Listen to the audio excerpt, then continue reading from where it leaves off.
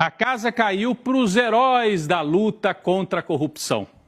Agora, esses supostos heróis estão sendo investigados e podem sofrer investigação criminal, inclusive.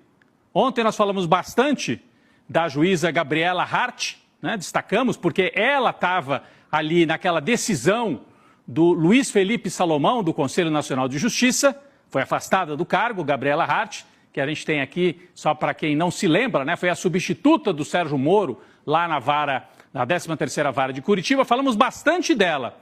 Acontece que hoje a gente vê que a investigação respinga bastante também no Sérgio Moro e no Deltan Dallagnol. Por quê? Ontem a gente tinha só, entre aspas, a decisão do CNJ, do corregedor Luiz Felipe Salomão. Hoje tivemos acesso ao relatório da Polícia Federal que embasou a decisão do Luiz Felipe Salomão. E nesse relatório há várias citações com destaque para o Sérgio Moro e para o Deltan Dallagnol. Foi um relatório de 78 páginas, produzido pela Polícia Federal, que investigou o que aconteceu ali na 13ª Vara de Curitiba, especificamente nesta relação com os recursos da Petrobras, que voltariam para a turma de Curitiba para fazer aquela fundação.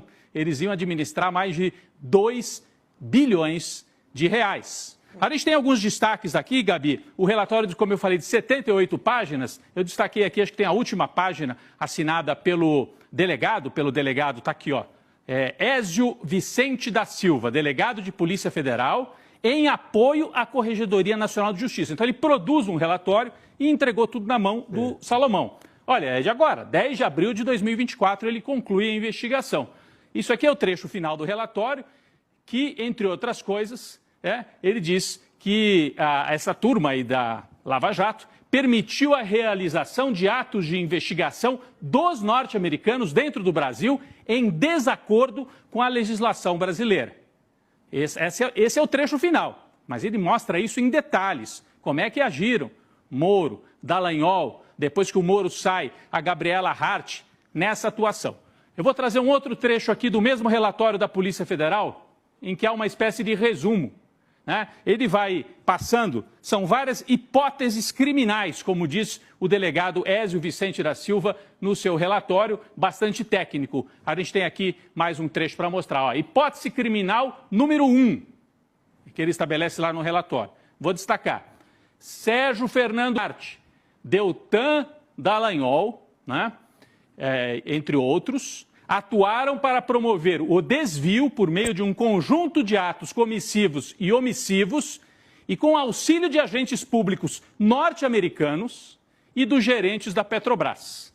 Eles atuaram, portanto, para promover o desvio de 2 bilhões 567 milhões de reais. Né, Rodrigo, os três tiveram ajuda de gerentes da Petrobras. De gerentes da Petrobras nessa ação, exatamente, é o que está aqui.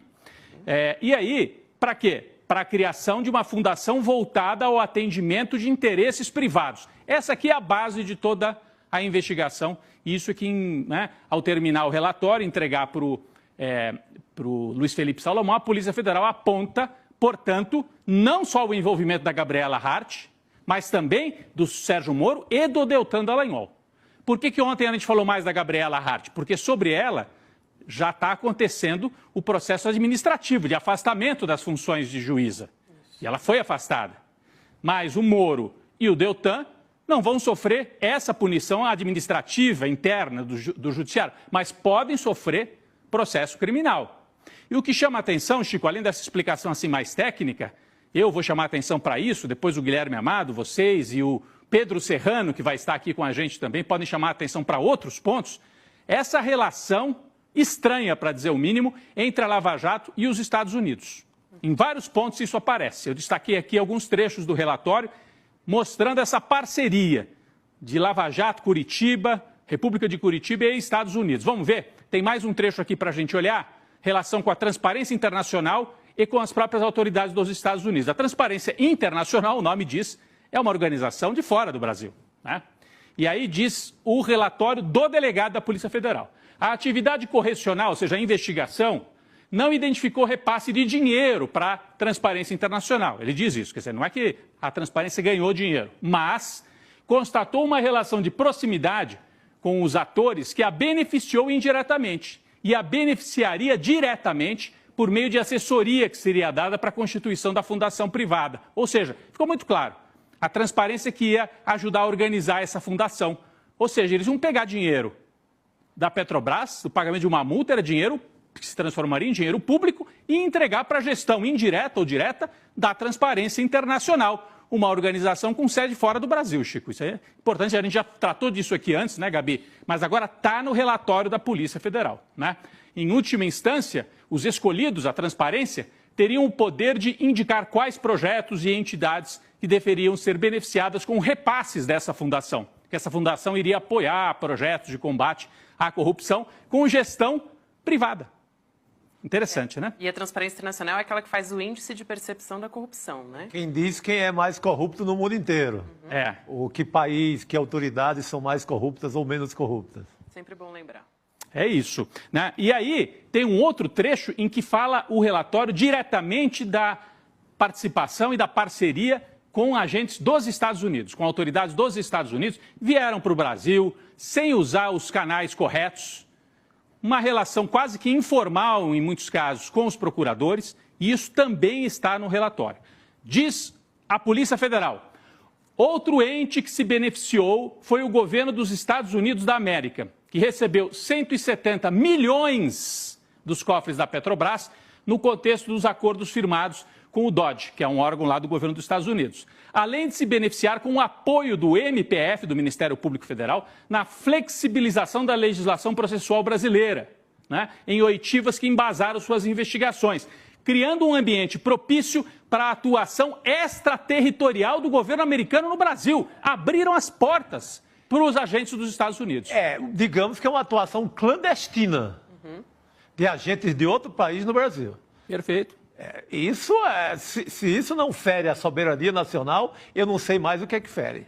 E a gente relembra, Gabi, que isso que está no relatório da Polícia Federal, bom, muita gente já dizia antes que o Moro tinha uma relação estranha, né, uma relação especial com os Estados Unidos. Quando ele sai do cargo de juiz e vira ministro do Bolsonaro, um dos primeiros atos do Bolsonaro com o Moro foi visitar os Estados Unidos. E eles visitam a sede de quem? Da CIA.